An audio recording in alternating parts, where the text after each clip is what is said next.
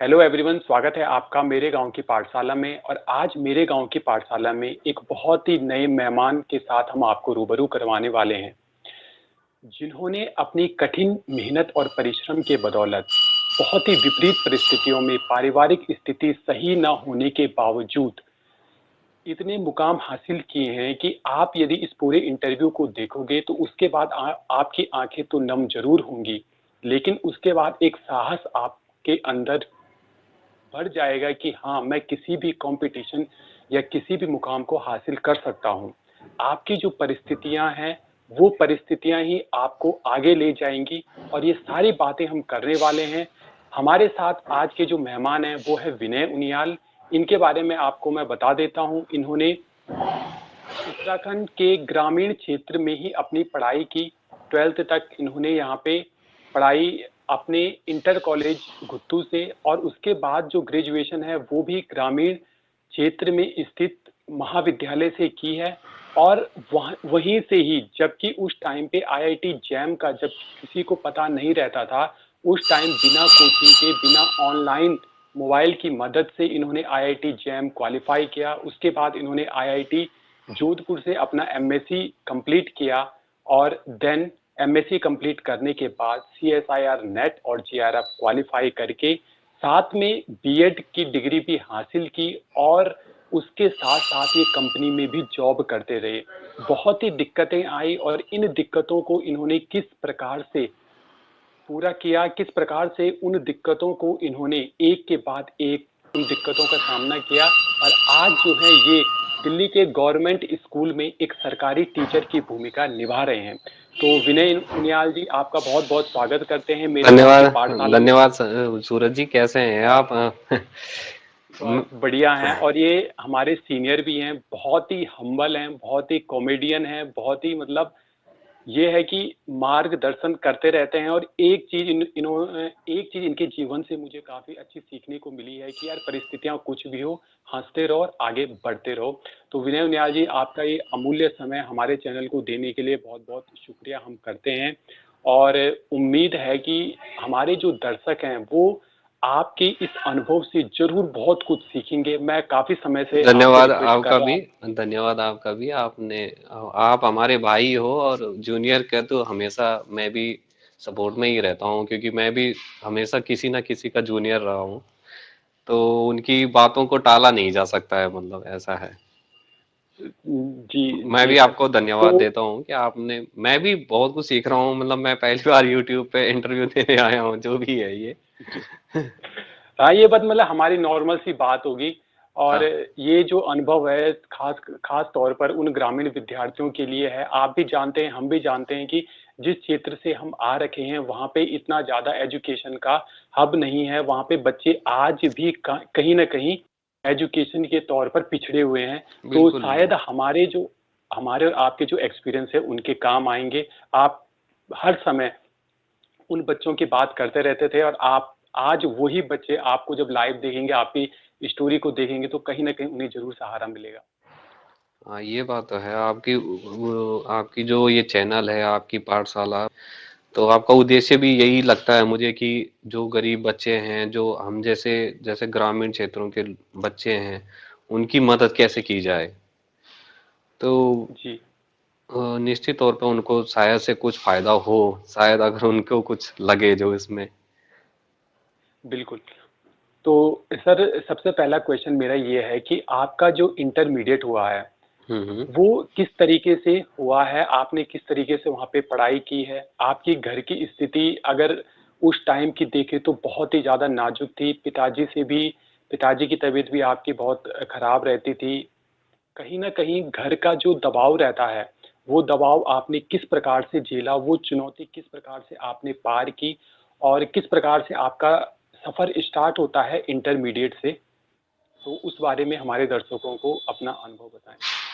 पहले तो मैं बताना चाहूँगा कि पहले मैं पढ़ाई में, मतलब मीडियम कह सकते हैं आप लोगों को, इस तरीके का विद्यार्थी था। मतलब 10th 9th तक। फिर मैंने 10th में काफ़ी ध्यान दिया पढ़ाई पे। फिर अचानक से, मतलब काफ़ी खुश थे हम लोग, नंबर नंबर भी ठीक थे और हमारे परिवार में खुशियाँ भी थी। पर अचानक से फिर जैसे मिडिल क्लास में होता है, अचानक से कुछ हो जाता है, ट्रेजेडी वगैरह। मेरी बड़ी बहन एक्सपायर हो गई थी, तो उस वजह से मेरे पापा भी डिप्रेशन में रहने लगे। तो मिडिल क्लास में क्या होता है कि एक ही आदमी कमाने वाला रहता है, तो एकदम से परिवार बिखर जाता है। तो बिल्कुल हम मतलब कुछ समझ में ही नहीं आ रहा था क्या हो रहा है, क्योंकि एक के बाद एक घटना हुई थी। मतलब तो हमारी जो दुकान से इनकम होती थी वो बिल्कुल हो नहीं रही थी। तब मुझे रियलाइज हुआ कि यार कि मतलब मैं अब ये जो है एंजॉय नहीं कर सकता, मतलब मुझे पढ़ना चाहिए। तो उसके बाद मैंने काफ़ी मेहनत करी, और फिर मैंने फिजिक्स केमिस्ट्री और मैथ्स मेरी हमेशा से ही वीक रहती थी। मतलब मुझे आज तक भी मतलब आप मतलब विश्वास नहीं करोगे, मुझे आज तक भी मैथ्स के लिए सपने आते हैं कहीं मैं फेल ना हो जाऊं। तो मैं मैथ पे जैसे तैसे मैंने ट्यूशन करा। मतलब कि ऐसा समय था कि ट्यूशन के लिए भी फीस नहीं होती थी। और हुँ, तो मतलब टीचर लोग भी जैसे, अब हर कोई फ्री में नहीं पढ़ा सकता है ना, तो जैसे तैसे मैंने मैथ्स की ट्यूशन फीस दी। और मतलब गाइड लाने के लिए मेरे पास पैसे नहीं थे। मतलब तो मेरे एक गुल्लक रहता था, उसमें मैंने पैसे जमा करे हुए थे, तो मैंने उसमें से कुछ मिला के फिर अपने घर वालों से कुछ लेके, अब मैं अपने घर वालों से मैं बहुत खुश रहा। मतलब क्योंकि उन्होंने मेरे जीवन में कुछ ज्यादा हेल्प तो नहीं करी, पर मुझे किसी भी चीज के लिए रोका नहीं। उन्होंने ये नहीं बोला कि तुम ये नहीं मत करो, भले उन्होंने बहुत ज्यादा हेल्प नहीं करी। और ये सबसे बड़ी बात है कि किसी भी पेरेंट्स की, मतलब माँ हो पिताजी हो, कि उन्होंने ना कभी मुझे ये सवाल भी नहीं पूछा कि तू कहाँ जा रहा, क्या कर रहा, ये वो। उन्हें मुझ पे विश्वास था कि यार ये लड़का ठीक है, ये सही करेगा वो। और वही विश्वास मुझे आगे ले गया, मुझे तो ऐसा लगता है। और गुत्तू में काफी अच्छा कुछ सीखने को मिला, मेरे बहुत अच्छे टीचर भी थे वहाँ। तो केमिस्ट्री में मेरा रुझान वहीं से आया। टीचर जो केमिस्ट्री के थे वो मुझे ज्यादा अच्छा नहीं मानते थे, तो तो उनसे ज्यादा थोड़ा वो थे भी ऐसे, मतलब जो बहुत कठोर दिल के होते हैं। तो उस वजह से फिर मैंने बोला कि यार मैं भी केमिस्ट्री सीखूंगा, यार मैं भी दिखाऊंगा कि यार केमिस्ट्री हम भी पढ़ सकते हैं। तो उस वजह हुँ, से केमिस्ट्री में और ज्यादा रुझान आया। और फिजिक्स के टीचर बहुत अच्छे थे वहाँ पे। तो काफी मतलब ग्रामीण क्षेत्र में होने के बावजूद भी वहाँ पे मतलब काफी पढ़ाई का माहौल था, मतलब जो पढ़ना चाहता है ये है। हुँ। और बहुत मतलब देवभूमि थी वो, जहाँ भी आप नजर घुमाओगे तो मतलब वहाँ मतलब मंदिर ही मंदिर थे, मतलब ऐसा जगह था। तो उसके बाद जब आपने इंटर कर दिया, तो इंटर के बाद आपका बीएससी करने का जो मूड बना, या इंटर के बाद काफ़ी बच्चे परेशान होते हैं कि यार हम किस क्षेत्र में आगे बढ़ें? तो आपने कैसे डिसीज़न लिया कि हाँ, मैं बीएससी ही करूँगा? और एक और सबसे बड़ी परेशानी आपकी ये भी थी कि यार परिवार से मुझे कहीं न कहीं फाइनेंशियल हेल्प तो मिलने वाली नहीं है। तो ये जो बड़ा कदम था आपका कि अगर मैं ग्रेजुएशन करता हूँ या पोस्ट ग्रेजुएशन करता हूँ, समय भी लंबा जाएगा, लेकिन सक्सेस तो मिलेगी क्योंकि आप मेहनती तो बहुत थे। तो ये डिसीज़न लेना क्या आपके लिए कठिन था कि हो गया था वो? हाँ, वो बीच में मैं जब ट्वेल्थ का एग्जाम के लिए प्रिपरेशन कर रहा था, तो हर किसी के जीवन में ना एक ऐसा सीनियर या एक ऐसा क्लासमेट रहता है जो जिससे वो बातचीत करता है, मतलब तो वो उसको गाइड करता है। तो मेरे उसमें भी एक पढ़ने उनियाल था। तो उसने मुझे बस ऐसा हिंट, मतलब जीवन में ऐसे हुआ, मेरे पूरे जीवन में कोई ना कोई मुझे ऐसा मिला है जिससे मुझे बहुत कुछ सीखने को मिला। और उसकी मैंने बातें ली अपने जीवन में कि यार ये सही कह रहा है। और भगवान की दया से ऐसे रहा कि वो ना मतलब मैंने उसको पकड़ा उस चीज को, और उसी से मैं आगे बढ़ा। तो उसने एक बार बताया था मुझे कि एक इंस्पायर स्कॉलरशिप होती है, कि अगर तुम ट्वेल्थ में इतने कम से कम 70% से ऊपर ले आए या अपने बोर्ड में अच्छे नंबर ले आए, तो तुम बीएससी करोगे तो तुम्हें पैसे मिलेंगे 80-80 हजार। तो मैं बोला ये तो बहुत बढ़िया है यार। उसी के बाद मैंने और ज्यादा पढ़ना शुरू करा, क्योंकि मुझे पता था कि घर से तो अब दिक्कत ही हो रही है। क्योंकि घर में ये था कि बहुत ही मुश्किल हो गया था, 1000-2000 रुपए, 2-3000 रुपए हमले हमारी मतलब मंथली इनकम थी। मतलब तो सोचो आप, मतलब कि उसमें हमारा परिवार चल रहा था। तो वो तो भाई उस समय शायद से नौकरी लग गया था, मतलब जैसे ही तैसे ही 5-10 हजार की नौकरी, पर वो भी बहुत इम्पोर्टेंट होती है उस समय। 5-10 हजार रुपए लोग कहते हैं कि कुछ नहीं होते, लेकिन भाई होते हैं, वो बहुत कुछ होते हैं। मतलब जो जिनका परिवार छोटा है, जो जैसे भी चलाना है उनके लिए बहुत। तो वो इंस्पायर स्कॉलरशिप मेरे दिमाग में थी और उसी ने मुझे पढ़ने के लिए प्रेरित किया, और फिर मैंने अच्छे नंबर लाए, मतलब जैसे भी मेरे हिसाब से तो वो अच्छे ही थे, क्योंकि नहीं, नहीं, बहुत बढ़िया। मेरी मैथ्स कमजोर थी, तो मैंने इंस्पायर स्कॉलरशिप हासिल कर ली, जो कि मेरा उद्देश्य था। फिर मैंने सोचा कि इंजीनियरिंग वगैरह करूं, वहां भी मैं अच्छे रैंक वगैरह ले आया श्रीनगर से। पर हुँ, फिर मेरा उद्देश्य यही रहा कि यार उसके लिए तो पैसे लगेंगे, तो फिर मैंने बीएससी ही करी। बीएससी करनी थी हुँ, तो हुँ, सबसे अच्छा जो माना जाता है गढ़वाल या पूरे उत्तराखंड में, वो श्रीनगर बोला हुँ, जाता है, मतलब या देहरादून से। हुँ, पर हमारे हुँ, पास 5,000 रुपये भी नहीं थे कि हम मतलब श्रीनगर जा सकें। तो मैं ऐसी जगह गया सेंधुल, जहाँ मेरा नानी गांव था। तो वहाँ रहने हुँ, खाने का तो नहीं पड़ेगा, हम यही सोच के वहाँ गए थे फिर, क्योंकि हमारे पास बिल्कुल भी एडमिशन के या जाने आने का भी पैसा नहीं था, ऐसा था। हुँ। तो विनय भाई, जब आपको स्कॉलरशिप मिल गई थी तो कहीं न कहीं आपको राहत तो मिली होगी। और ये जो एज होती है शायद जब हम इंटर में होते हैं या बीएससी में होती हैं, तो यही वो एज होती है जो हमें एक सही डायरेक्शन में ले जाती है या फिर एक ऐसी डायरेक्शन में मोड़ लेती है जहाँ पे ख़ासतौर युवा जो हैं वो भटक जाते हैं। अगर हम आज की बात करें तो काफ़ी जो युवा हैं वो इंटर में और अपने ग्रेजुएशन के दौरान भटक जाते हैं। तो कभी आपको ऐसा लगा कि यार मैं कहीं भटक ना जाऊं, या कोई ऐसी जैसे नशा टाइप का, या जैसे होता है बच्चों में कुछ अलग तरीके से, ऐसा कुछ कभी हुआ आपकी जिंदगी में? हाँ, ये बहुत अच्छा क्वेश्चन है, मतलब कि उस समय जो एज रहती है, जैसे टीनेजर एज कहते हैं, मतलब उसमें ये रहता है कि जो भी चीजें हम सीखते हैं उसे तुरंत कुछ, मतलब हमारे अंदर माइंड में क्यूरियोसिटी रहती है कि यार ये क्या चीज है, ये मुझे ट्राई करना चाहिए वो। पर इसमें ना आपके दोस्तों का बहुत सहयोग रहता है, आपके जिस प्रकार के दोस्त या कलीग्स वगैरह जो भी होंगे, मतलब तो आपका जिस संगत कहते हैं जिसे, तो जिस हिसाब से हम्म, रहेगा आपको। और मेरी सौभाग्यवश ऐसे लोगों से दोस्ती थी कि जो पंडित थे, मतलब और मैं भी खुद पंडित था, तो हमारा ज्यादातर काम यही था कि मंदिर मंदिर जाना, और हमें पैसे भी मिलते थे। मुझे तो बहुत अच्छा अच्छा। लगता था कि लोग मेरे पैर पैर छूते हैं और खाना भी खिलाते हैं, पैर भी छूते हैं और पैसे भी देते हैं। तो जो उदंड बालक होते थे, तो मैं उसे कहता था, भाई देख रहा है तेरा बाप मेरे पैर छू रहा था।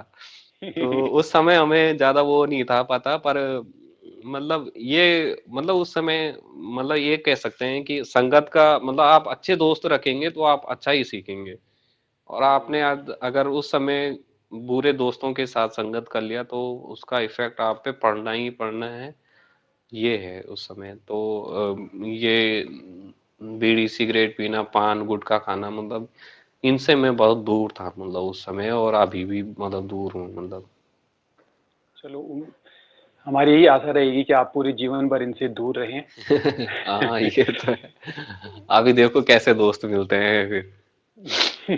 हाँ। अच्छा, तो विनय भाई, जब बीएससी में आप थे तो आप मेरे सीनियर थे, मैं मुझसे आप 2 साल सीनियर थे। तो एक वाक़या जो मैं यहाँ पे बताना चाहूँगा कि एक दिन जब मैं मतलब ऐसा सीन था, मैं दर्शकों को बताना चाहता हूँ कि हम दोनों के जो कमरे थे वो अगल-बगल थे, मतलब बीच में एक दीवार थी। मैं बीच-बीच में क्या करता था कि बहुत ज़्यादा सर से मिलने जाता था कि यार मुझे ये बताओ, वो बताओ, क्योंकि मैं बहुत ज़्यादा इनसे प्रभावित हुआ। इनकी जो एजुकेशन के प्रति अपनी जो प्रतिभा थी, अपनी जो लगन थी, वो काबिल-ए-तारीफ़ थी। लेकिन एक दिन इन्होंने मुझे क्या कहा कि यार सूरज, बात सुन, तू रोज़-रोज़ मत यहाँ आया कर। तो ऐसा किया कर कि शनिवार को यहाँ आया कर।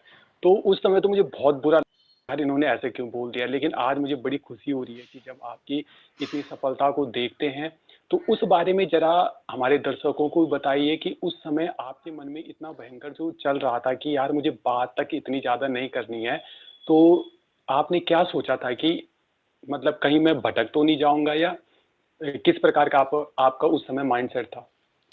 एक्चुअल में क्या था कि मैं डरा रहता था हमेशा, क्योंकि जो इंस्पायर स्कॉलरशिप होती है, तो वो ना हुँ, 60% लाने पड़ते हैं, और बीएससी में उत्तराखंड से 60% लाने, वो पीसीएम से। अगर मुझे कुछ मौका मिले, कुछ जैसे कि क्या आप चेंज करना चाहेंगे, तो मैं उत्तराखंड का शिक्षा शिक्षा का लेवल जो ग्रेजुएशन का है, वो तो बिल्कुल ही पाठ्यक्रम चेंज कर लूंगा, क्योंकि वो वैलिड ही नहीं है। अगर आप उसकी मैथ्स देखो कि वो जो उसकी फाइनल ईयर की सेकंड ईयर की जो मैथ्स है, बिल्कुल भी कहीं पे भी वो कहीं भी काम नहीं आती है। उसमें आप यकीन नहीं करोगे, उसमें एक भी नंबर नहीं है, गणित में एक भी नंबर नहीं है, और उसकी मैथ है मतलब, और बहुत ज्यादा हार्ड रहती है। 3 फिजिक्स रहती है, 3 केमिस्ट्री रहती है, 3 मैथ्स की बुकें रहती हैं, तो कुल मिला के आपको एक साल में 9 बुकें पढ़नी है। और तो जैसे आप आते थे तो आपके लिए थोड़ा सरल पड़ता होगा जूलॉजी वगैरह, और मुझे मैथ्स से मैंने बताया ना, मुझे फोबिया था मतलब, और उस समय मैं हम्म। पढ़ाई के लिए एकदम पागल सा हो गया था। मतलब मुझे ये था कि मुझे यहीं से कुछ मिलना है, बाकी तो मुझे ये था कि मुझे कहीं से कुछ पैसा वगैरह तो मिलना नहीं है। तो ये मेरे माइंड में था। और अच्छा हुआ आपने आज बता दिया कि आपको बुरा लगा, मुझे पता भी नहीं चला। नहीं, तो उस टाइम पे काफी, लगता है। हाँ हाँ, होता है नए नए में। पर अच्छा था आपके हम्म। साथ मेरा व्यवहार, मतलब आपका व्यवहार मुझे सही लगा। मुझे बहुत कुछ वहां पे खाना बनाने के लिए जो होता है ना, मुझे खाना नहीं बनाना आता था, और मैं अच्छा, मेरे को एक चीज खाने से सबसे एक बेकार चीज काम और। लगता था। हाँ हाँ एक चीज खाने से और है, वो खिचड़ी का जो आपका सिस्टम था हाँ कि यार मैंने खिचड़ी, एक दिन मैं जब आपसे मिला, आपके हाँ किचन हाँ में गया तो आप खिचड़ी बना रहे थे शाम के टाइम पे। हाँ तो हाँ जब मैंने हाँ पूछा यार विनय भाई, तुम खिचड़ी में तेल भी नहीं डालते हो, उसमें प्याज भी नहीं डालते हो, टमाटर भी नहीं डालते हो, तो आपका बड़ा खतरनाक उस समय उत्तर आया था कि यार अगर मैं पहले तेल डालूंगा, फिर वो गर्म होने में टाइम लगाएगा, फिर उसके बाद में उसमें प्याज डालूंगा, वो भुनने में टाइम लगाएगा, इतने समय में तो मैं 2 क्वेश्चन अपने तैयार करता हूँ। तो ये जो माइंड सेट था ना, क्या था इसके पीछे कि यार खाने में आपने कॉम्प्रोमाइज कर दिया? एक्चुअल में क्या था कि मेरे पास वहां जहां मैं रहता था, आप भी वहीं रहते थे सेंधुल गांव में, हम्म। तो हम्म। मैं कह सकता हूँ कि एक आदर्श गांव है, बस उसमें एक ही कमी थी कि वहाँ पानी नहीं था। तो खाना बनाने ये के तो लिए बात है। पहले 1-1.5 किलोमीटर शायद से 2 किलोमीटर पैदल जाना होता था, वहां से पानी लाना था, फिर उस पानी को यूज करना था, उसमें 10 मिनट जाने में, फिर 10-15 मिनट आने में। और फिर मुझे ये रहता था कि मैं पढ़ूंगा कब, मुझे खाने से ज्यादा इम्पोर्टेंट मतलब पढ़ाई लगती थी। और हम्म। फिर मैंने देखा कि यार सब्जी बनानी है तो उसको काटना पड़ेगा, दाल बनानी है तो उसको पहले धोना पड़ेगा, फिर उसको उबालना पड़ेगा, फिर प्याज काटो, फिर टमाटर काटो। मैं बोला ये तो बहुत ज्यादा काम है यार। तो फिर मुझे सबसे आसान लगा खिचड़ी। और मैं झूठ नहीं कह रहा, जैसे लोग इंटरव्यू में कहते होंगे, मैं भगवान कसम खा रहा हूँ, मैंने लगातार 51 दिन तक खिचड़ी खाई है, केवल 51 दिन तक खिचड़ी, बिल्कुल और कुछ नहीं। और वो हाँ। मैंने रात को बनाता था, जब जब धीरे धीरे ऐसे हो गया कि लोग देखने लग गए, कभी तुम आ हम्म। जाते थे, कभी मामी जी आ जाती थी कि यार कि तू खिचड़ी ही बना रहा, तो फिर मैं ना 8-9 बजे बनाता था रात को, क्योंकि गांव में जल्दी सो जाते हैं लोग, ताकि लोग देख भी ना पाए कि यार क्या बनाना। मैं बोलता था हाँ मैंने तो बढ़िया सी दाल भात बनाई। और जब मैं दाल हम्म। बनाता था ना, तो दाल एकदम कच्ची रहती थी वो, बिल्कुल ऐसे जब मैं उसको थाली में डालता था तो टप टप टप टप की आवाज आती थी, मतलब दानों की। तो ये है, तो फिर आपसे मिला मैं, फिर मैंने देखा कि यार दाल बनाना भी आसान है, ये है। तो वही रोटी मुझसे गोल बनती ही नहीं थी। एक्चुअल में वो बनती इसलिए नहीं थी क्योंकि मैं रुचि नहीं थी। मैं ये कहूंगा हाँ। किसी से भी, कोई भी काम हमें कठिन तब लगता है जब हमारी उसमें रुचि नहीं रहती है, चाहे वो कुछ भी। कुछ सुनकर हर किसी को हंसी आ रही होगी कि 51 दिन तक लगातार खिचड़ी बनाए, लेकिन वो उस खिचड़ी ने मतलब कितना कमाल कर दिया, वो आप सब लोगों के सामने है। वाकई वो जो पीरियड होता है उस समय दो चीजें करने को होती है, या तो आप मेहनत करो या तो फिर एक अच्छी लाइफ जियो। उस समय जिसने अच्छी लाइफ जी ली वो बाद में जा करके कुछ ना कुछ तकलीफें खाएगा। और खास करके मैं उन लोगों की बात करता हूँ जो एक गरीब तबके के लोग हैं या मिडिल क्लास फैमिली से बिलोंग करते हैं। उनके लिए केवल एक ही चुनौती होती है कि यार हमने सक्सेस होना है, और अगर वो 3-4 साल मेहनत कर लेते हैं तो हमारे सामने बहुत ही बड़े रिजल्ट हैं। विनय भाई जी, आज जो उनकी यार सक्सेस आपने स्टोरी है, उसको ऐसे बना रखा है जैसे मैं ISPCS उनको अनक्वालिफाई कर गया हूँ। यार यही यही यही चीज ना, लोगों के मन में यही चीज है कि हम हर समय उसको दिखाते हैं कि जो बहुत टॉप पे चला गया, लेकिन ये जो छोटी छोटी चीजें होती है ना, जैसे आपकी अगर बात हो गई, ये छोटी छोटी चीजें उन लोगों को काफी बल देती है जो ज्यादा बड़ा ना सोच करके, मतलब अपने परिवार या अपने कस्बे को एक अच्छी जिंदगी देने के लिए सोचते हैं। है ना? अक्सर आप इंटरव्यू देखते होंगे कि यार फर्स्ट रैंक का इंटरव्यू, सेकंड रैंक का इंटरव्यू, केवल नेट और जेआरएफ फर्स्ट, सेकंड या 10 रैंक तक वालों का इंटरव्यू अधिकांशतः लिया जाता है। लेकिन जो लोग और भी क्वालिफाई करते हैं, उन्होंने किस परिस्थिति में आकर के क्वालिफाई किया, ये उन लोगों के लिए काफ़ी महत्वपूर्ण हो जाता है, जो आज भी समझते हैं यार मेरे बस की बात नहीं है। अब जैसा आपने बोला कि आप मतलब घर से 1 रुपए तक का आने का संसाधन नहीं था, तब भी आपने वो काम करके दिखाया। तो हमारे लिए यार आप तो हीरो हो। आप इस चीज़ को आपने मानो या बता ना रखा मानो। है। तो विनय भाई जी, बीएससी में आप बीएससी आपका चल रहा था, अच्छी मेहनत रहे थे, लेकिन ये जो आईआईटी जैम का तैयारी के बारे में आपने सोचा, ये कैसे सोचा? क्योंकि मैं इसलिए इस क्वेश्चन को पूछ रहा हूँ कि यदि हम आज भी देखें या उस टाइम में मैं भी कॉलेज में था, तो मुझे आईआईटी जैम के बारे में पता नहीं था और उस समय नेट तो होता ही नहीं था कि मोबाइल पे चेक करो। तो इसकी जानकारी आपको कहाँ से मिली? हाँ, ये काफ़ी अच्छा क्वेश्चन है। और मतलब सच में ही उस समय 2015 की बात थी, और उस समय ये 4G 5G तो हम 5G तो अभी भी नहीं आया, पर मतलब गांव में तो एकदम बिल्कुल ही कोई साधन नहीं था। तो फिर जो है एक मेरे अच्छे मित्र थे मनोज मनोज रमोला। उनके एक बहुत अच्छे मित्र थे नवल किशोर। तो उनसे मेरे काफ़ी बातचीत होती थी, मतलब वो मेरे, आप मान सकते हो कि मतलब गुरु थे, क्योंकि उस क्षेत्र में सबसे पढ़े पढ़े लिखे, मतलब जिनको बहुत ज़्यादा ज्ञान था वो वही थे। तो मैं उनसे डिस्कस करता था। तो मैं 30 रुपये का रिचार्ज करा के बस उनसे पूछता था। तो उन्होंने मुझे बताया था कि दो चीज़ें होती है, एक जेएनयू और एक होता है जेम। तो फिर मैं दूसरी जगह गया। उस समय तो आपको पता ही है, फॉर्म भरने के लिए भी 4-5 घंटे दूर जाना पड़ता था। फिर वहाँ जाके फिर लंबी लाइनों में फॉर्म भरा, और वहाँ पे पता भी नहीं था तो कैसे कैसे भरना है। फिर जैसे तैसे मतलब वहाँ फॉर्म भर दिया मतलब। तो मुझे ये था कि हाँ ये भरने हैं, नवल भाई ने कहा है। तो उन्होंने भी भरा था, हमने भी भरा था। तो मैं केमिस्ट्री का तो प्रिपेयर करता ही रहता था। मेरे पास बहुत सारी बुकें थी, बहुत सारे क्वेश्चन बैंक थे। फिजिक्स का और मैथ्स का मेरे पास उतना ज़्यादा कुछ नहीं था। मैथ्स से तो मुझे डर ही लगता था। तो अच्छा रहा कि वो जैम में एक ही सब्जेक्ट होता है, केमिस्ट्री। और मैं प्रिपेयर कर ही रहा था। मुझे सितंबर अक्टूबर में उसका पता चला था और फरवरी में उसका पेपर हो गया था। तो वो कंप्यूटर बेस्ड पे होने वाला था। तो फिर मैंने थोड़ा, मुझे कंप्यूटर चलाना भी नहीं आता था, आप यकीन मत मानो। उस समय मुझे माउस ना घुमाना नहीं आता था। जो माउस वैसे होता है तो उसका कर्सर ऊपर चला जाता है, तो उसको नीचे ही नहीं ला पाता था मतलब मैं इतना। अच्छा। समझ सकते हो आप, ग्रामीण क्षेत्र में ऐसी पूरी हालत थी हमारी। तो फिर बिल्कुल, उसके जब लिए, मोबाइल ही नहीं था तो कंप्यूटर तो हाँ बहुत बड़ी हाँ बात हाँ, तो फिर उसके लिए फिर मैंने 4-5 दिन पहले, एग्ज़ाम से पहले मैं देहरादून गया। वहाँ पे मैं, मेरे मौसी का लड़का है जो मेरा भाई है शुभम, तो मैंने उससे सीखा कि वो कर्सर कैसे चलाते हैं, नेक्स्ट क्वेश्चन पे कैसे जाते हैं, कीबोर्ड कैसे करना है। तो मैं 1-2 दिन में मतलब उसमें परफेक्ट हो गया था कि हाँ ये ऐसे होता है। फिर मैंने तीसरे चौथे दिन मतलब पेपर दिया। और पेपर से पहले एक दिन मेरी तबीयत ख़राब हो गई। तो मेरा एक दोस्त था प्रदीप, है। तो हाँ। उसने मुझे भाई जैसे तैसे मतलब ऑटो में बिठा बिठा के उस दिन मतलब दवाई खिला खुला के मतलब मैं पेपर चला गया फर्स्ट अच्छा। दिन। पर ये मैं मुझे ताज्जुब तब हुआ कि जब मैं देहरादून में आया, और मेरे देहरादून में बोला कि मैं जेएम का एग्ज़ाम देने वाला हूँ। तो किसी को पता नहीं था कि जेएम क्या होता है।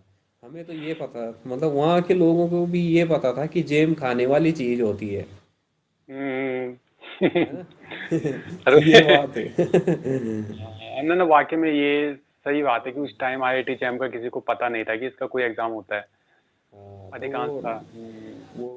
मैंने कहा ना कि वहाँ उस क्षेत्र में एक ही पढ़े लिखे आदमी, मतलब मैं मान सकता हूँ भीमराव अम्बेडकर थे वो, नवल जी। अभी तो पीएचडी कर रहे हैं। तो विनय भाई, ये तो आपका बीएससी का था कि बीएससी में आपने आईआईटी जैम की तैयारी करी और आईआईटी जैम का आपने पेपर दिया और काफ़ी मेहनत के बाद आपने आईआईटी जैम क्वालिफाई कर दिया। तो लेकिन मैं मेरे मन जब में एक। आईआईटी की जब तैयारी कर रहा था तो मेरा एक कंबल था मतलब। तो अच्छा। उसमें केमिस्ट्री की किताबें रहती थी। तो एक विकास मैठाणी जो हमारे काफ़ी अच्छे मित्र थे, आपको भी पता होगा, बीए के हैं। हाँ, बिल्कुल तो बिल्कुल। बीए वालों को ज़्यादा पढ़ना नहीं होता है। तो वो जो है गाने के बहुत शौकीन थे, बहुत अच्छा हाँ। गाते थे वो। हम्म। तो गाना सुनाने के लिए और रिकॉर्डिंग करने के लिए वो मेरे मोबाइल पे आते थे। और मैं हम्म। जब दूर से ही देखता था कि विकास आ गया है तो मेरा आधा खून जो कम हाँ हो जाता था, मैं बोलता था मेरे यहाँ 1-2 घंटा चला जाएगा। तो हाँ। भाई वैसे था। तो फिर मैं वो कंबल कुंबल लेके सब कुछ छुपाता था कि ये अच्छा। देखना ले। और उस समय बच्चे रहते हैं ना, तो पता भी नहीं रहता करना क्या है। ये भी पता हम्म। नहीं रहता यार कि दोस्तों से क्या छुपाना, मतलब ना कि मैं तैयारी हम्म। कर रहा हूँ। तो हम्म। वो अभी तक भी वही आदत है, अभी तक भी मैं लोगों से छुपाता ही हूँ, मतलब हर चीज़ जब तक वो सक्सेस ना हो जाए।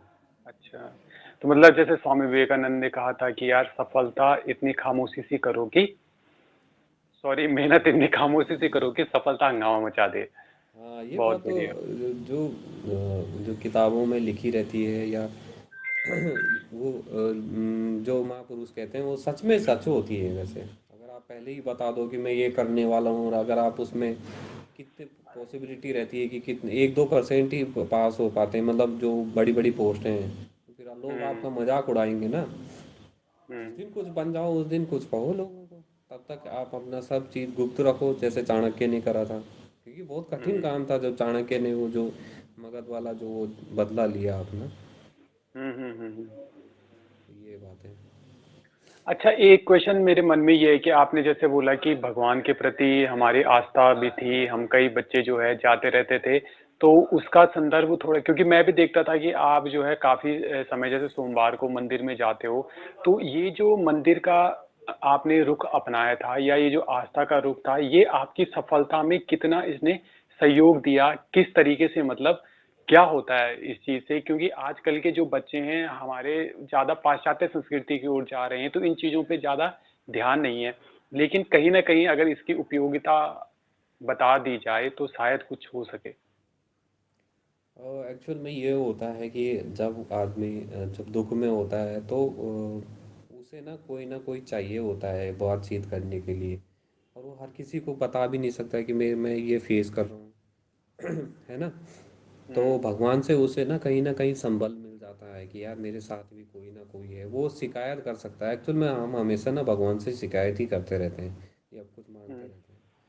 तो एक जरिया होना चाहिए। और उससे ना आपको बहुत कुछ मतलब रिलैक्स फील होगा कि हाँ, वो कहते हैं ना कि मैंने अपना दुख बांट लिया तो मेरे को ना सही फील हो रहा है। लेकिन हम्म। आजकल इंसान ऐसे हैं कि आपको जानवरों से डरने की आवश्यकता नहीं है, इंसानों से डरने की आवश्यकता है। आपने अपना दुख बताया, तो हम्म। आपको हो सकता है उससे ना आपकी हंसी उड़ाए या कुछ हो, मतलब बेनिफिट कम हो और जो है नुकसान ज़्यादा हो जाए। हम्म। लेकिन भगवान को बताने में कोई दुख नहीं है कि यार भगवान, हम्म। मैं ये वो मैं ये प्रिपेयर कर रहा हूँ, बस मेरा ये निकल जाए तो इससे बढ़िया क्या बात है। और उससे ना आपका ना माइंड एक ना सकारात्मक उधर की तरफ जाएगा। तो ये है, हम्म। भगवान भी एक फ्रेंड है मतलब। एक पॉजिटिव एनर्जी मिलती है, पॉजिटिव वाइब पॉजिटिव मिलती है। एनर्जी मिलती है, उससे बहुत अच्छा फील करोगे आप। और उसके लिए क्या है कि आप ऐसे तो नहीं है कि जैसे गए और वैसे ही पूजा कर सकते हो आप, नहीं। हम्म। उसका एक ना बिल्कुल केमिस्ट्री के प्रैक्टिकल की तरह है वो। उसके लिए पहले सब कुछ साफ होना चाहिए। तो ऑब्वियसली हम्म। बात है, आप नहाओगे, धोओगे, हाथ पैर धुलोगे, उसके बाद बैठोगे, उसके बाद मंत्र उच्चारण करोगे, तो आपका कंसंट्रेशन पावर तो बिल्कुल ही बढ़ेगा, और सफाई आएगी तो आपका मन भी लगेगा। समझ रहे हो ना आप। बिल्कुल तो बिल्कुल ये सर। सकारात्मक ऊर्जा तो वैसे ही आ गई वहाँ पे। अब हम्म। ऐसा तो नहीं है कि आप 4 दिन से नहाए ही नहीं हो, आप बैठ ही नहीं सकते पूजा में। कौन सा ऐसा पंडित देखा आपने जो 7 दिन से नहाया नहीं है, बाल नहीं कटे हुए हैं उसके? कभी देखना पंडितों को, वो हाँ। 5 बजे 7 बजे नहा धो के रेडी हो जाते हैं। तो हम्म। उनको सकारात्मक ऊर्जा तो मिलेगी ही मिलेगी। और उनके चेहरों पे देखना कभी कभी, जो लोग 2-2 करोड़ रुपए भी कमाते हैं ना, उनको भी उतना सुकून नहीं रहता। वो जो कथा व्यास वगैरह करते हैं ना, वो उनको चेहरे पे देखना कभी कितना सुकून रहता है। एक अलग ही ओजरी, एक अलग ही तेज रहता है, हाँ ये तो बात हाँ हाँ। और ऊपर से वो गढ़वाल का मामला रहता है, तो गढ़वाल में तो हर है। कुछ देवभूमि। मतलब देव देवों देव देवी देवताओं को कुछ देना पड़ता है तभी आपको कुछ मिलेगा, वरना वो रूठ भी जाते हैं। आपको ये हम्म। बाहर के लोगों को बड़ा अजीब लगेगा, लेकिन वहाँ भाई इंसान की तरह ही देवी देवता होते हैं। अगर आपने उनको कुछ मनाया या कुछ दिया नहीं, उनको सम्मान नहीं दिया, तो आपकी वो खुशी छीन भी सकते हैं। ये हम लोग वहाँ जो लोग रहते हैं उनको पता होगा क्यों। बिल्कुल सही बात। आपको भी पता होगा बिल्कुल, कोई हम्म। भी काम करना होगा पहले उनकी परमिशन लेनी जरूरी है। सही बात है, हाँ। तो वो भी मैंने कहा ना, वो भी एक दोस्त है, तो दोस्त को आप नाराज नहीं कर सकते। वो तो बहुत बड़ा वाला दोस्त है, उसके पास शक्तियाँ भी है। सुख हो या दुख हो हर समय साथ में लेके चलना है, सही बात। हाँ।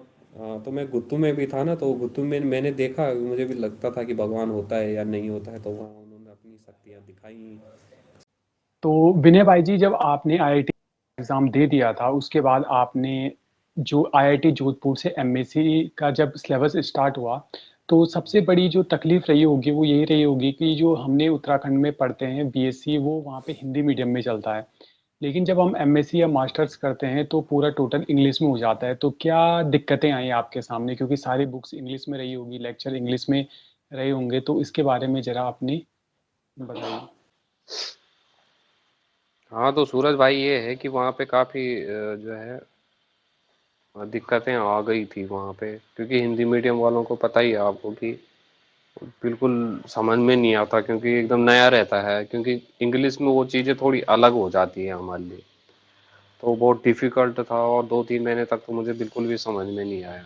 हुँ, तो बस वो है कि मैंने जैसे तैसे मतलब मुझे इंग्लिश में भी आती थी चीज़ें बीएससी में, क्योंकि पर इतने नहीं कि मतलब, तो उसी से मुझे फायदा हुआ क्योंकि मैं इंग्लिश में भी पढ़ने लगा था। मुझे नॉवल ने बताया था कि इंग्लिश में पढ़ो, पर मैंने उस समय ज़्यादा ध्यान नहीं दिया उस चीज़ पे। हुँ, तो वही मेरे लिए वो डिसएडवांटेज हो गया वहाँ पे, और बहुत ज़्यादा दिक्कतें हुई। इतनी दिक्कतें हो गई, मैं रोने लगा। मैंने कहा यार यार मैं कहाँ फंस गया, क्योंकि मैं श्रीनगर, मुझे श्रीनगर से भी पीएचडी करने के लिए नहीं नहीं वो एमएससी करने के लिए वो आया था, क्योंकि मैंने वहाँ का भी एंट्रेंस दिया था और मेरी अच्छी खासी रैंक थी। और अच्छा। फिर वहाँ से इसको स्कॉलरशिप भी बंद हो जाती है अगर मैं 60% नहीं लाता। हुँ, तो बहुत ज़्यादा दिक्कत हो गई थी, मैं मेंटली प्रेशर में आ गया था मतलब। हुँ, और इंग्लिश में लेक्चर था, इंग्लिश में सारी बुकें थी, और हाई लेवल की इंग्लिश थी, मतलब वो सिंपल लेवल की इंग्लिश नहीं रहती ना वहाँ। हुँ, हुँ। ये बहुत ज़्यादा दिक्कत था। तो मैं वहाँ 10-10 15-15 15 घंटे पढ़ता था, थक जाए तब। एक सब्जेक्ट थी उसमें मेरे केवल एक एक दो नंबर आते थे, उससे मैं बहुत ज़्यादा डिप्रेस हो गया था। अच्छा। तो फिर मेरी मैडम ने जो वहाँ की जो आईआईटी की जो प्रोफेसर थी, तो उन्होंने सबको उनका पेपर दिया। हुँ, तो मेरा पेपर उन्होंने जैसे ही दिया तो मैं जाने लगा, तो उन्होंने कहा कि तुम मत जाओ, यहीं बैठे तुम। अच्छा। तो फिर बाकी उनको सबको उन्होंने जाने दिया, और फिर बोला कि मैंने तुम्हें क्वेश्चन क्या दिया और तुमने आंसर क्या लिखा है। तो हुँ, फिर मैंने मैडम को बताया कि मैडम मैं ऐसे क्षेत्र से आया हूँ कि हमारे यहाँ फिजिकल केमिस्ट्री का कोई टीचर ही नहीं था, तो इसलिए मुझे इस सब्जेक्ट के बारे में कुछ भी नहीं आता। हुँ, तो उन्होंने बोला बाकी सब्जेक्ट में कैसे, मैंने कहा बाकी सब्जेक्ट में मैं, मेरे को उतना ज़्यादा समझ में नहीं आता, लेकिन मैं पास होता हूँ, हुँ, इसमें मुझे बिल्कुल भी समझ में नहीं आता। हुँ, तो फिर उन्होंने फिर बोला कि तुम मेहनत करो। फिर मैंने फिर से मेहनत करी, और 12 घंटे की जगह फिर मैंने 14-15 घंटे पढ़ना शुरू किया। फिर जहाँ पहले 2 नंबर आए थे, अब दूसरी बार 1.5 नंबर आया। तो फिर तो फिर उन्होंने फिर से बुलाया मुझे कि तो फिर उन्होंने मेरे दोस्तों से भी पूछा है, तो उन्होंने कहा कि सबसे ज्यादा तो पढ़ता यही है हम हुँ, में से। हुँ, तो तो फिर उन्होंने कहा कि एक ना तुम ना कितने दिन से सोए नहीं हो। तो मैंने कहा 8-10 दिन हो गए मैं अच्छे से सो नहीं पाया। उन्होंने हुँ, कहा एक कुल्फ पांडा ना मूवी देखना है, एक अच्छा। कार्टून में है वो। हुँ, और मैंने कहा मुझे इंग्लिश उतनी समझ में नहीं आती। तो फिर उन्होंने मेरे क्लासमेट को बोला, हुँ, और उसने उससे बोला कि इसको मूवी दिखाना ही दिखाना। और वो जो क्लासमेट था वो अपना वैसा था, मतलब कि यार कौन अपना कंप्यूटर दे लैपटॉप देता है यार, पर मैडम का आदेश था तो फिर उसको पालन करना पड़ा। तो हुँ, फिर वो जब मैंने मूवी देखी, सच में वो बेहतरीन मूवी है, और मैं थोड़ा रिलैक्स हो गया मैडम की बातें सुन के कि पहले तुम सो, उसके बाद पढ़ाई शुरू करो। और सच में उससे बेनिफिट हुआ मतलब। हुँ, तो हुँ, इसलिए मतलब बहुत ज्यादा स्ट्रेस लेना मतलब बहुत ज्यादा खतरनाक है। खतरनाक, तो हाँ। जैसे जो सेमीफाइनल और फाइनल मैच होता है किसी भी चीज का, हुँ, हुँ, उसमें हुँ, यही तो होता है, जो जो प्रेशर में आ जाता है ना वही टीम हारती है। ऑस्ट्रेलिया की आपने एक बात देखी हो, हमेशा अटैकिंग क्रिकेट खेलती है वो, क्योंकि वो ये बात। प्रेशर में आते ही नहीं। हुँ, भाई एक विकेट गिरा उनका तो वो फिर भी तोड़ते ही रहते हैं। और हम और हमारे देश में ये इन पे तो क्रिकेटर पे तो केस होना चाहिए कि भाई तुम 1 अरब की जनसंख्या में 11 लोग सेलेक्ट हुए हो, और जब भी सेमीफाइनल फाइनल आता है तुम उस समय आउट हो जाते हो, तो इसका मतलब तुम हो ही नहीं इस कैपेबल। तुम्हें इतनी ज्यादा सैलरी मिल रही है, उतना तो किसी को मिले भी नहीं। तो हम्म, उस लेवल का बनो ना तुम। हमारे पास है ही क्या, 2000 के, एक 2011 का वर्ल्ड कप है, एक 1983 का है, और हम हम्म, कितना प्रमोट कर रहे हैं क्रिकेट को। सही बात है। तो यही है। तो ऑस्ट्रेलिया का अगर आप वुमेन क्रिकेट देखें चाहे मेन क्रिकेट देखें, हमेशा अटैकिंग क्रिकेट खेलेंगे, 2 विकेट चले गए तब भी वो हमेशा अटैकिंग खेलते हैं, उससे प्रेशर आ जाता है। तो जिसने बहुत ज्यादा प्रेशर ले लिया ना, तो वो अपनी क्षमता खो देता है। तो वो हम्म, वहां पे भी यही हो रहा था। तो मैडम के वजह से फिर मैंने फिर तब कम बैक किया, फिर होने लगा मतलब। उसके बाद 2-3 टेस्ट उन्होंने लिए क्लास में ही। हम्म, उसमें मेरे आए एक बार 11 आ गए। तो जिसके हम्म, 1-2 नंबर आ रहे हैं उसके लिए 11 तो बहुत बड़ी बात है। हाँ, ये तो बात है।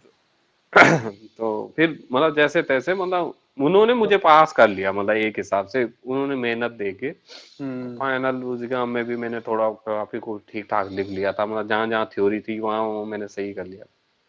तो उसके बाद मेरे लिए थोड़ा इजी हो गया, पर बहुत शुरुआत के 2-3 महीने मतलब ऐसा कोई दिन नहीं रहता था जिसमें मैं डिप्रेस नहीं हो जाता था मतलब। और मैं तो बस बिल्कुल छोड़ना ही चाहता था अच्छा। कि मैं कब छोड़ूं, क्योंकि बहुत कठिन होता है मतलब। कठिन चीजों को हमारा माइंड एक्सेप्ट नहीं करता, हम्म, करते ही नहीं। हम्म, ये है। और मेरे लिए बहुत कठिन हो गया था, क्योंकि मेरे पे इतना पैसा भी लगा था। मेरे मामा जी जो पेटवाल जी मामा जी थे, उन्होंने पैसे दिए थे। हम्म, और आधा पैसे उन्होंने दिए और आधा मुझे इंस्पायर स्कॉलरशिप से देने थे वो। हम्म, और जब अगर मेरे 60% आएंगे ही नहीं तो फिर मैं दूंगा कहाँ से। तो जब बीएससी के जो पैसे इकट्ठे करे हुए थे मैंने, 1-1.5 लाख रुपए, अच्छा। तो वो यहीं आधा कुछ यहीं लगने वाले थे। हम्म। तो उस समय किसी के लिए भी बहुत कठिन समय हो सकता है वो। तो फिर मेरे दोस्तों ने मेरा बहुत साथ दिया, विकास, प्रणय और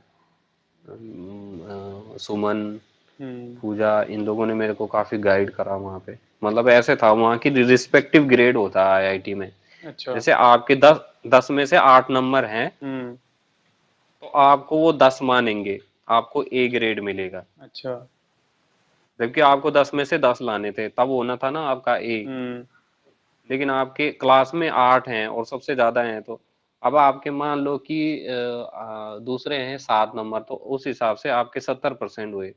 लेकिन आपके सबसे 7 सबसे कम है मतलब 8 के हिसाब से, तो आपको वो सी ग्रेड मानेंगे, मतलब 60% मानेंगे। अच्छा। तो वहाँ ना बंदों मतलब जो आपके सहपाठी रहते हैं मतलब क्लासमेट, उन्हीं से कंपटीशन रहता है।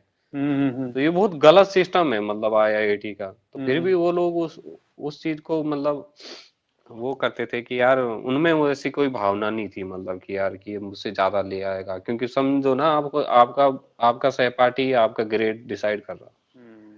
ये बात तो है। तो ये उनकी खासियत थी मतलब। हम्म। कि उन्होंने उस चीज को कभी नहीं माना, और चारों ही बहुत अच्छे दोस्त थे। दोस्तों से भी काफ़ी सहयोग आपको मिला। अच्छा, एक चीज़ और मैं हाँ। बताना चाहता हूँ कि जो ये जर्नी आपकी रही है कि आपका कोई आइडियल रहा है कि जो जैसा होता है ना कि यार मेरा ये आइडियल है, मैं इसके हम्म। मतलब जो विचार होते हैं उनके थ्रू आगे बढ़ता हूँ, तो ऐसा कुछ आपकी ज़िंदगी में रहा हो तो प्लीज़ हमारे दर्शकों को शेयर कीजिए। हाँ, ऐसा कोई खास आइडियल तो नहीं है, पर बहुत सारे रहे हैं ऐसे विवेकानंद। और सबसे ज्यादा मैं प्रभावित हुआ तो मतलब भीमराव अंबेडकर से हुआ, और माइकल फेराडे, एक जो आपने पढ़ा हुँ, होगा हुँ। केमिस्ट्री में भी और उसमें भी। एक दिन ना आप कभी आपको टाइम मिले तो माइकल फेराडे का जीवन पढ़ना, मतलब वो उसके पास कोई क्वालिफिकेशन नहीं है और वो साइंटिस्ट है मतलब।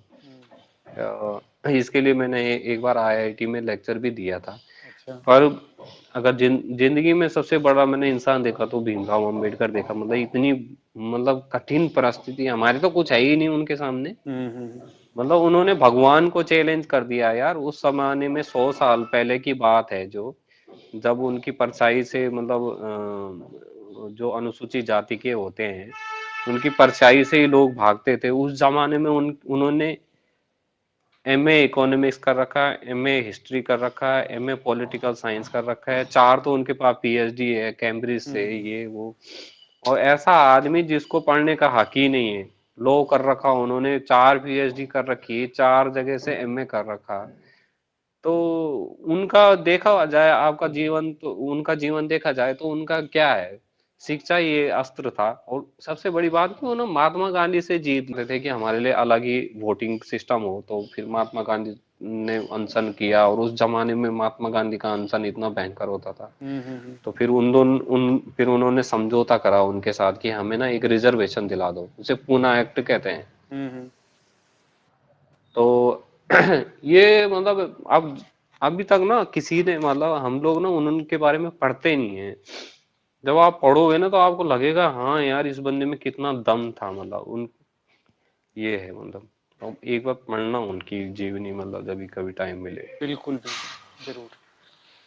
हाँ। अच्छा, ये तो आपका सफ़र रहा एमएससी तक का, काफ़ी कठिनाइयों में आप रहे, इतना एन्जॉय आप नहीं कर पाए। लेकिन जब आप एमएससी से बाहर अच्छा, एक चीज़ और, मैं कॉलेज लाइफ़ में आपका कोई मतलब जैसे दोस्त तो रहे होंगे, कोई हाँ हाँ गर्लफ्रेंड हाँ। वगैरह थी? गर्लफ्रेंड में भाई गर्लफ्रेंड में सूखा पड़ रखा था यहाँ। और ये था कि मतलब मुझे ना मुझे जैसे ये था कि बीड़ी सिगरेट से डर लगता था, वैसे ही लड़कियों से भी डर लगता था। और इतने स्मार्ट वगैरह भी नहीं थे दिखने के कि कोई पसंद करे। तो मुझे ये लगता था कि ये ना टाइम वेस्ट करने वाली चीजें हैं। तो जब भी मेरा एग्जाम बीएससी में भी होता था ना, मैं लड़कियों से बात ही नहीं करता था। मतलब इतना ज्यादा वो था, मतलब मैं कि यार एग्जाम में तो मैं बिल्कुल, जबकि बीएससी के एग्जाम एक एक दो दो महीने तक होते हैं, आपको पता होगा। तो अगर किसी ने ना एग्जाम के एक दिन पहले पूछा तो कि तुम्हारा पेपर, या एग्जाम के दिन पूछा एक दिन कि तुम्हारा पेपर कैसे गया, तो मैं उसका जवाब ना 2-3 महीने बाद देता था। तो ये था कि तो मैं मूर्ख था। ये कह सकता हूँ कि इतना इतना भी नहीं करना चाहिए।